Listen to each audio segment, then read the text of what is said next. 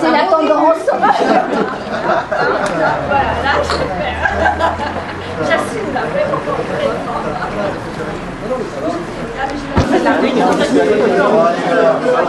je ne crois pas que ce soit une défaite. Alors, j'ai jamais dit qu'on cumulait 42% au premier tour. Ça, c'était des calculs qui n'avaient pas de sens par rapport à la démarche que nous avions, qui était une démarche complètement nouvelle, qui consistait à proposer aux habitants de cette ville une liste qui transcendait les clivages politiques et qui se proposait de réunir des compétences en vue de travailler pour la ville. Bon, c'est vrai que c'était une position très nouvelle, c'est quelque chose qui n'existait pas en France et on a sans doute manqué de temps pour expliquer ça.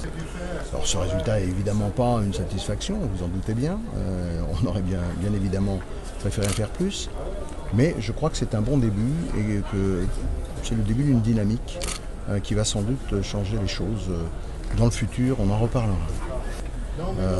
Il fallait tenter de proposer une voie nouvelle à nos concitoyens, notamment pour la gestion d'une ville où les clivages politiques traditionnels, manifestement, ne donnaient pas satisfaction à une grande partie, et il suffit de voir le taux d'abstention.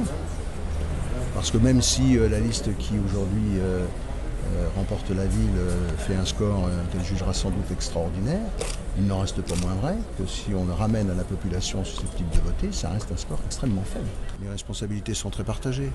Il y a sans doute le poids du national qui a pesé, il y a une campagne entre les deux tours qui a été extrêmement violente.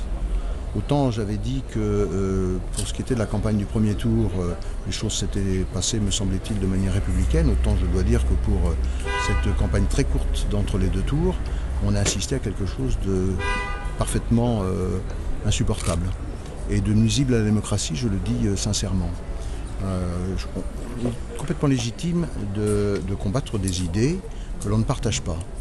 Il n'est absolument pas légitime de les mépriser et d'utiliser des violences, y compris parfois, je veux dire, à la limite de la violence physique. J'avais l'impression, moi, en proposant cela, que nous proposions ce dont les gens rêvent au niveau national, on le proposait au niveau local. Mais je pense que tout cela est trop tôt. Donc nous l'avons fait.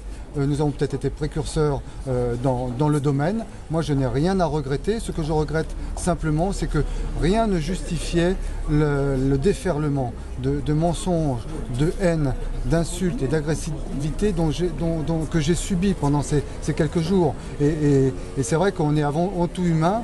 Moi, je ne considère pas comme un politique pur. En face, il y avait vraiment une machine, des machines qui ont tout mis en route. Je salue d'ailleurs la victoire du candidat qui arrive en tête, et je souhaite bien sûr qu'il conserve ou qu'il adopte l'esprit d'ouverture que j'ai eu moi-même pendant toute cette campagne, et je souhaite bien sûr, et nous souhaitons tous le meilleur pour la Castelroussin.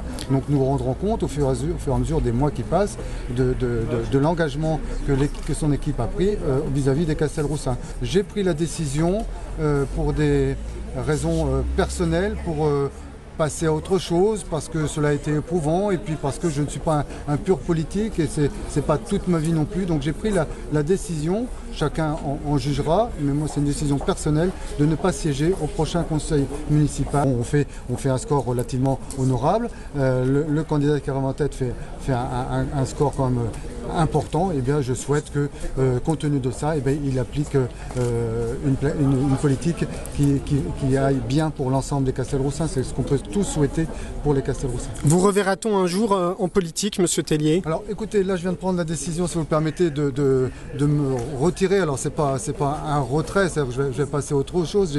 Je vais une vie professionnelle, j'ai mis en avant surtout ma vie familiale, je veux me préserver, m'occuper de mes enfants. Alors je l'ai fait pendant mes deux mandats, pendant 13 ans, mais bon, j'ai donné des priorités peut-être à la vie publique et à la vie de la cité.